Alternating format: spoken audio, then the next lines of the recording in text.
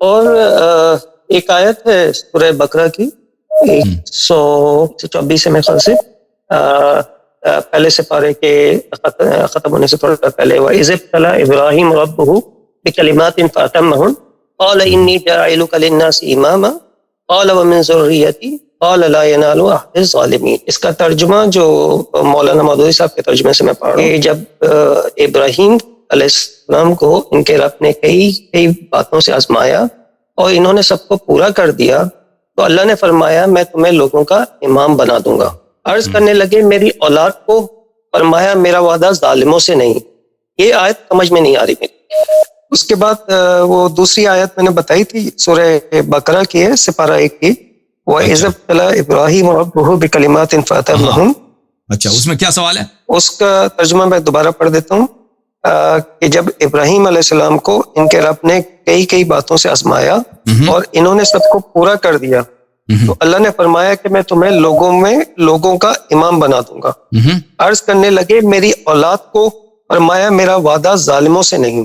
اس پہ تھوڑا سا آپ یعنی تھوڑا سا اس کو، تو یہ تو بہت واضح ہے۔ دیکھیں وَإِذِ ابْتَلَىٰ إِبْرَاهِيمَ رَبُّهُ بِكَلِمَاتٍ، ابراہیم علیہ السلام نبی ہیں، ان پہ وحی آتا ہے اور وہ رسول ہیں، ٹھیک ہے نا۔ وہ ان سے پہلے حضرت ابراہیم، حضرت نوح علیہ السلام کی شریعت ہے، اس کو نسخ کیا انہوں نے۔ نبی بھی ہیں، رسول بھی ہیں، اور اولو العزم رسول میں سے ہیں۔ اس کے بعد خلیل بھی ہیں۔ اچھا، یہ سب باتیں جب ہیں ان میں، اس کے بعد اللہ تعالیٰ ان کا امتحان لیتا ہے۔ امتحان یہ ہے کہ اللہ تعالیٰ نے فرمایا کہ اپنے بیٹے کو ذبح کرو۔ کتنا سخت امتحان ہے۔ ان کی اولاد ہی نہیں ہو رہی تھی نا۔ حضرت ابراہیم علیہ السلام 120 سال عمر تھی، سب بال سفید ہو گئے، کوئی اولاد نہیں۔ جبرائیل علیہ السلام آیا تو ان کو بشارت دی کہ آپ کو اولاد ہوگی، تو ان کی وہ زوجہ وہاں پہ کڑی تھی، زوجہ ہنس پڑی کہ میں تو بوڑھا ہوں اور یہ خود بھی بوڑھے ہیں، ہمارے کہاں اولاد ہوگی۔ انہوں نے کہا کہ نہیں، تیرے رب کے لیے بہت آسان ہے۔ تو حضرت ابراہیم علیہ السلام نے ان کو بڑھاپے میں اولاد ملی، پیارا بچہ، وہ بھی حضرت اسماعیل علیہ السلام، اسحاق علیہ السلام۔ اب اس کو حکم دیا کہ اس کو جا کے چھوڑ دو اس گرم علاقے میں، جہاں پہ نہ پانی کچھ بھی نہیں ہے، مکے میں چھوڑ دیا وہاں۔ پھر فرمایا کہ ذبح کر دو۔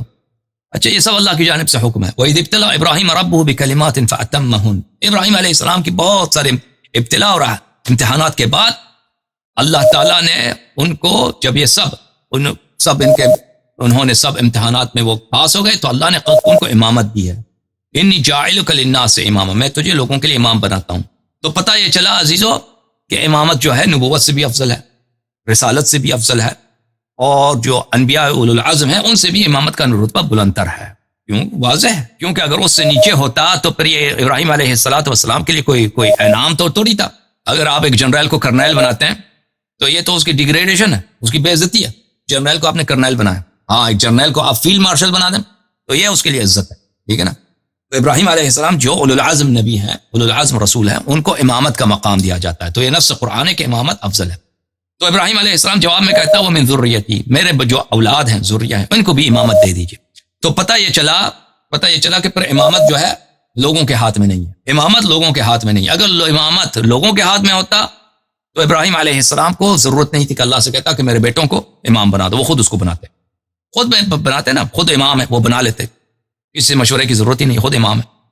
نہیں، بس ابراہیم علیہ السلام کو پتہ ہے کہ امامت اللہ کی جانب سے، تو پھر وہ اپنے بیٹے کو کہہ رہے ہیں کہ میرے فرزند کو بھی دیا جائے۔ تو پھر اللہ نے کہا لا ینال عہدی، امامت میرا عہدہ ہے۔ جب پھر اللہ کا جب عہدہ ہے، اللہ دیتا ہے، ابراہیم علیہ السلام کو اللہ بناتا ہے، ابراہیم علیہ السلام کہتا ہے کہ اے اللہ تو میرے فرزندوں کو امام بنا دے، تو پتہ یہ چلا کہ امامت جو ہے لوگوں کے ہاتھ میں نہیں، لوگوں کے اختیار میں نہیں کہ لوگ کسی کو امام بنا دیں۔ لا ینال عہد الظالمین، جو ظالم ہوتا ہے اس کو میرا عہدہ نہیں پہنچے گا۔ ظالم کون ہے؟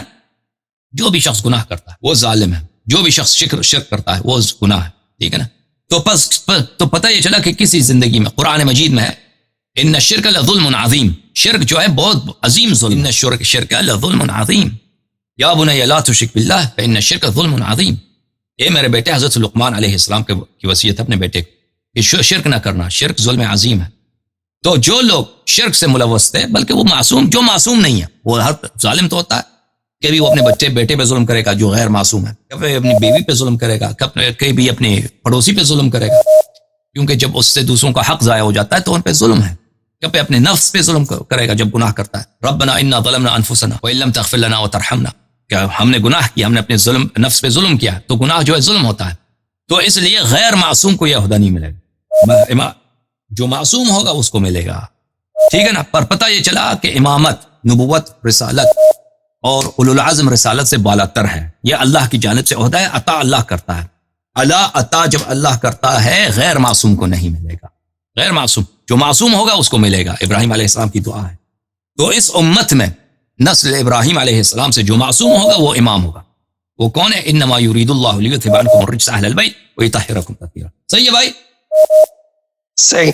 ایک اور سوال کر لوں اگر آپ اجازت دیں؟ بس کافی ہے، دوسروں کو نوبت دے دیں بھائی. نہیں، ایک آخری ہے، یہ آخری ہے. اوکے، آخری سوال. اچھا، یہ سورہ بقرہ کی آیت نمبر 107 ہے اور دوسری آیت ہے 184. میں پڑھ دیتا ہوں. آیت نمبر 107 ہے الم تعلم ان اللہ لہ ملک السماوات والارض وما لکم من دون اللہ من ولی ولا نصیر. ترجمہ ہے، کیا تجھے علم نہیں کہ زمین اور آسمان کا مالک اللہ ہی کے لیے ہے اور اللہ کے سوا تمہارا کوئی ولی اور مددگار نہیں. دوسری آیت ہے 184. یہ بھی سورہ بقرہ کی آیت ہے، پہلے سپارے میں، یہ دوسرے سپارے میں، جی دوسرے سپارے میں. وَإِذَا سَأَلَكَ عِبَادِي عَنِّي فَإِنِّي قَرِيبٌ أُجِيبُ دَعْوَةَ الدَّاعِ إِذَا دَعَانِ فَلْيَسْتَجِيبُوا لِي وَلْيُؤْمِنُوا بِي لَعَلَّهُمْ يَرْشُدُونَ. جب میرے بندے میرے بارے میں آپ سے سوال کریں تو آپ کہہ دیں کہ میں بہت ہی قریب ہوں، ہر پکارنے والے کی پکار کو جب بھی وہ مجھے پکارے قبول کرتا ہوں. اس لیے لوگوں کو بھی چاہیے کہ وہ میری بات مان لیا کریں اور مجھ پر ایمان رکھیں. یہی ان کی نیچے ترجمہ جو ہے نا میرے پاس آ نہیں رہا، تو وہ آپ بہتر جانتے ہیں، آپ کو عربی آتی ہے نا.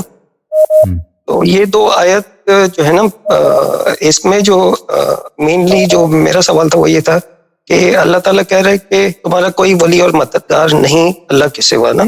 تو اس پہ تھوڑی سی روشنی ڈال دیں. تو پاکستان آپ کا جو آپ کا وزیر اعظم ہے وہ کیوں جاتا ہے پھر چائنا، سعودی عرب پیسہ لینے کے لیے؟